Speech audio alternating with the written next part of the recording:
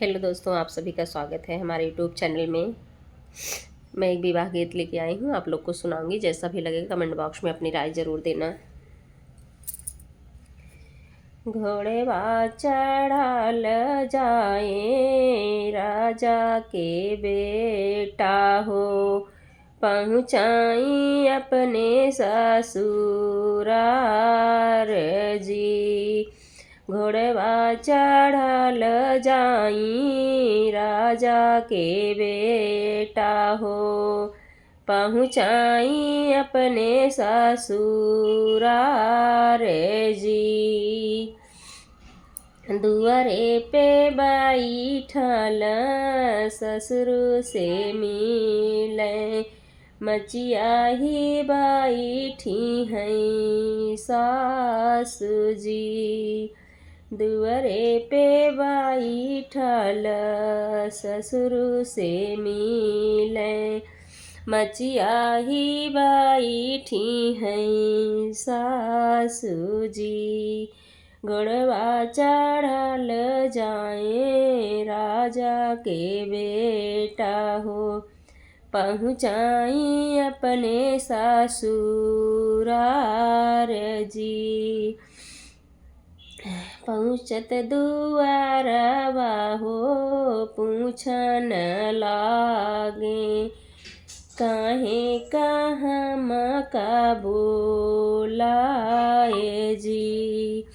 पहुँचत दुल्हे ससुर जी से पूछें, काहे कहाँ का बोलाया जी।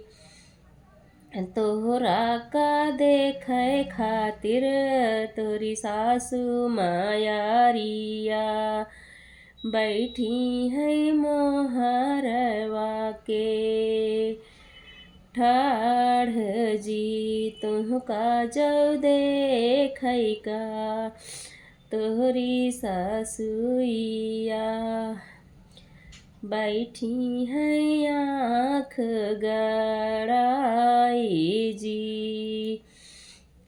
काहे का मोरी सासु हमका बोलायु, भागियाए घोड़ावा सवार जी।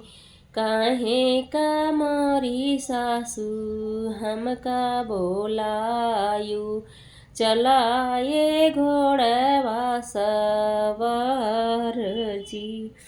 अगला बगल सब पूछे मोरे बेटा जी, कैसे बाटे तोहरा दामाद जी। अगला बगल सब पूछे मोरे बेटा, कैसे बाटे तोहरा दामाद जी। जाई के सासु जी आरती उतारे, सुंदर बार बाटे दामाद जी। जाई के सासु जी आरती उतारे, सुंदर बार बाटे दामाद जी।